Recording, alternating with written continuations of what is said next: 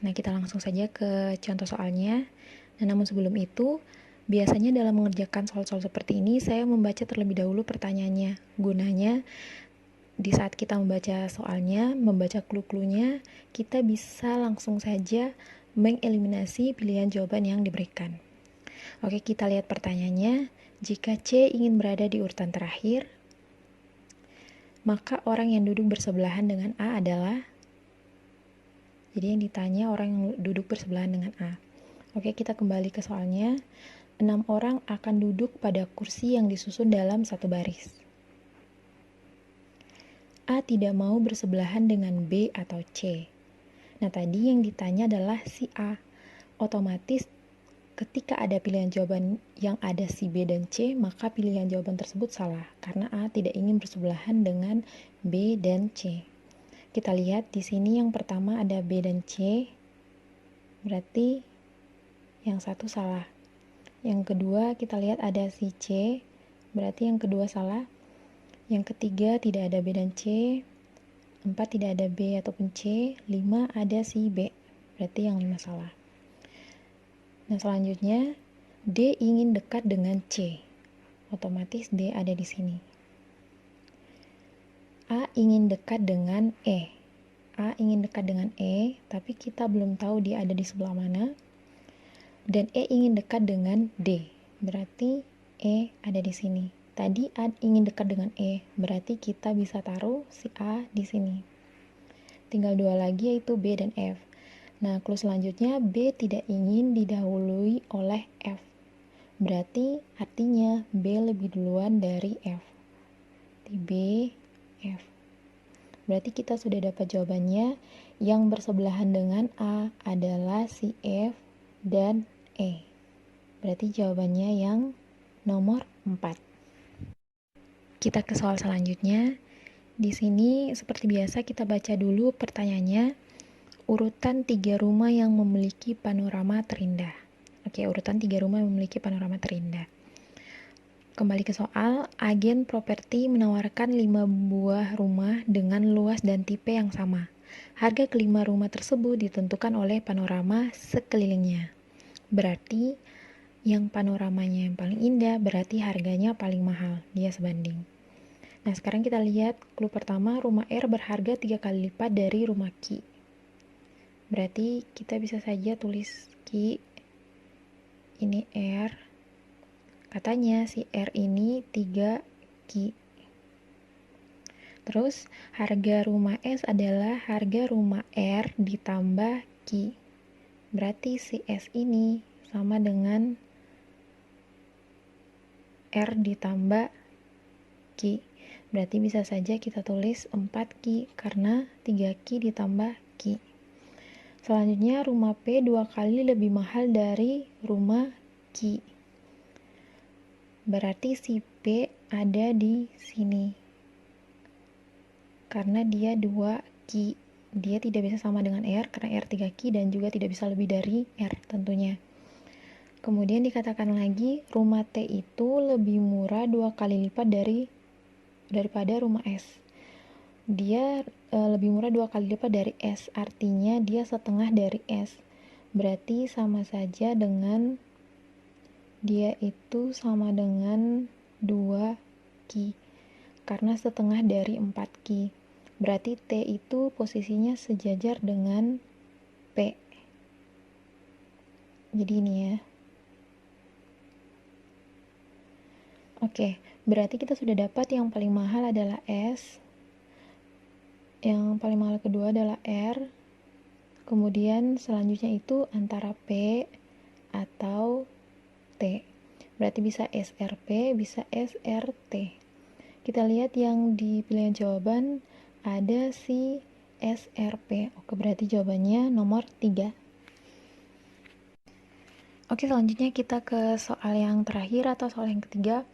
Nah, seperti biasa kita baca dulu pertanyaannya. Di sini pertanyaannya di bawah ini manakah pernyataan yang tidak mungkin benar? Nah, berarti kita perlu meringkas clue-clue yang nanti diberikan di soal. Kembali ke soal, terdapat suatu tangga yang tersusun atas beberapa anak tangga yang jaraknya sama. Berikut ini adalah posisi anak tangga pada tangga tersebut. Yang pertama, anak tangga A terletak persis di atas anak tangga D. Berarti katanya A itu terletak persis di atas D. Selanjutnya, anak tangga C terletak persis di atas anak tangga E. Katanya C di atas E. Yang ketiga, anak tangga F terletak 4 anak tangga di bawah anak tangga D. Berarti 1, 2, 3, 4. Berarti si F di sini. Yang keempat, anak tangga C terletak 2 anak tangga di atas anak tangga F. Berarti 1, 2. Berarti C ada di sini. Tadi sebelumnya kita sudah punya ini ya. C itu ada di atas E. Berarti otomatis si E-nya di sini. Nah, selanjutnya anak tangga G dan B terpisah 2 anak tangga. Oke, tapi kita belum tahu ya dia ada di sebelah mana. Jadi ada G 1, 2, terus ada si B karena terpisah 2 anak tangga. Yang terakhir, anak tangga G terletak 1 anak tangga di atas A. Otomatis G di sini. Nah, berarti yang kosong ini sudah pasti diisi oleh B karena sesuai juga melewati 2 anak tangga yaitu si A dan D. Nah, karena kita sudah punya susunannya, berarti kita tinggal cross check mana yang tidak mungkin benar. Yang pertama, B terletak tepat di bawah G. B terletak tepat di bawah G. Salah ya, karena tepat di bawah G itu adalah si A. Berarti kita sudah langsung dapat jawabannya. Jawabannya adalah yang nomor 1. Di sini kalau kita perhatikan angkanya tidak cenderung naik, tetapi kadang dia naik, kadang turun. Jadi naik turun. Berarti kita harus melihat ciri-ciri tertentu. Nah, di sini kita perhatikan ada angka yang sama, yaitu 9, 9, dan 9. Angkanya sama adalah 9. Nah, terus kita lihat angka yang tersisa adalah 1, 2, 3, 4, 5. Otomatis kita bisa tahu di sini adalah 6, 7, dan selanjutnya adalah 9. Berarti angka setelah 9 adalah 6. Jawabannya A. Oke, untuk yang nomor 4, kita perhatikan di sini barisannya juga tidak cenderung naik tapi naik turun. Nah, kita perhatikan angka-angka yang kemungkinan berdekatan. Di sini ada 11, 9, dan 7. Nah, 11 ke 9 itu dikurangi 2. Kemudian 9 ke 7 dikurangi 2. Nah, dan dia jeda sebanyak 2 angka. Berarti otomatis 7 ke setelah 2 angka di sini itu pasti minus 2. Di sini pasti 5. Nah, selanjutnya kita perhatikan 19 itu berdekatan dengan 17. Dan ini juga dikurangi 2. Nah, berarti 17 jedanya ke sini itu dikurangi 2 juga. 17 dikurangi 2 sama dengan 15. Nah, yang tersisa adalah 27. Nah, kalau kita perhatikan 27, dia ke 25. Nah, ini juga dikurangi 2. Nah, berarti untuk angka yang di sini adalah 25 dikurangi 2. Berarti sama dengan 23. Sehingga kita punya jawabannya adalah 15, 23. Jawabannya adalah D.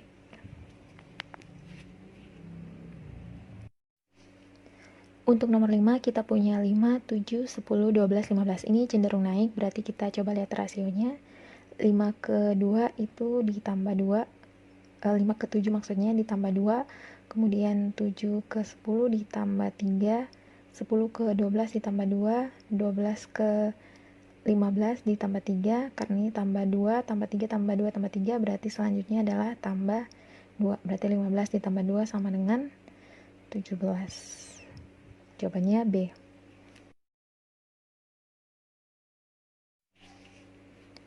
Kita ke nomor 6. Di sini angkanya itu tidak cenderung naik tetapi dia naik turun. Nah, kita perhatikan di sini kalau teman-teman lihat 5, 6, 7. Selanjutnya 5, 6, 7, 8. Selanjutnya lagi 5, 6, 7, 8, 9. Otomatis selanjutnya itu adalah 5, 6, 7, 8, 9, 10. Nah, berarti kita dapat angka setelah 9 adalah 5 dan 6. Jawabannya adalah C.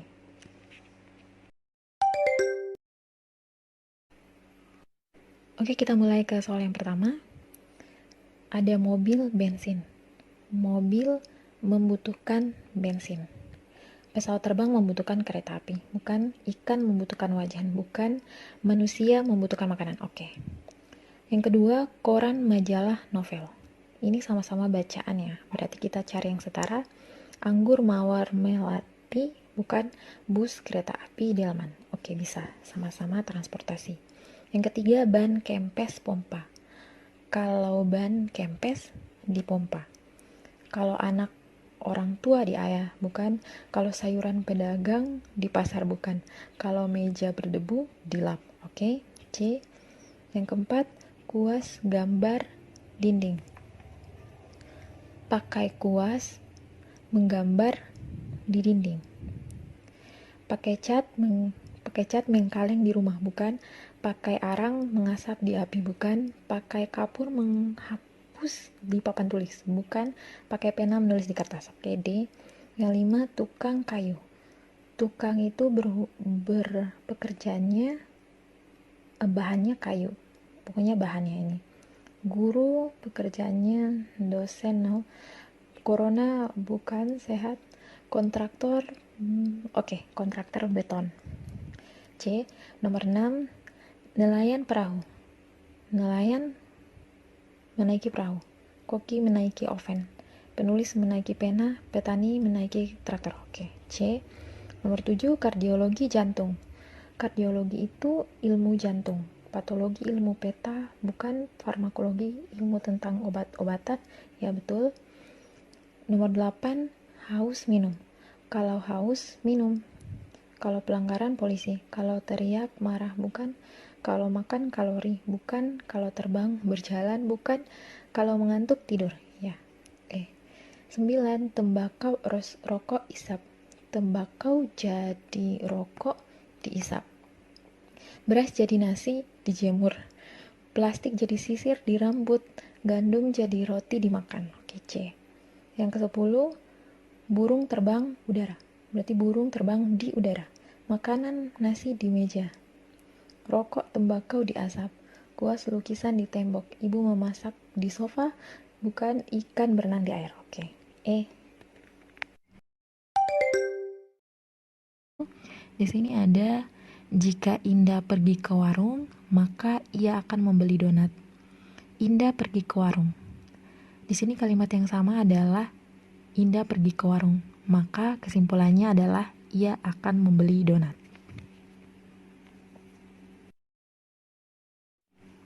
Soal kedua, jika buku bacaannya bertambah, maka ia akan membeli rak baru. Premis yang kedua, ia tidak membeli rak baru. Sehingga kesimpulannya adalah kita coret kalimat yang sama. Di sini kalimat yang sama adalah ia akan membeli rak baru. Tapi perhatikan di sini ada kata tidak yang tersisa. Sehingga kesimpulannya itu kalimat yang tersisa, tetapi kita pakai kata tidaknya atau negasi dari kalimat yang tersisa itu. Kalimat yang tersisa adalah buku bacaannya bertambah, sehingga negasinya adalah buku bacaannya tidak bertambah.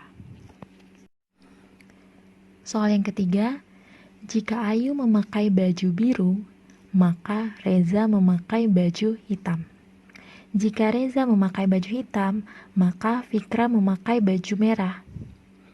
Kesimpulannya adalah kita coret kalimat yang sama. Di sini kalimat yang sama, Reza memakai baju hitam. Berarti kesimpulannya, jika Ayu memakai baju biru, maka Fikra memakai baju merah.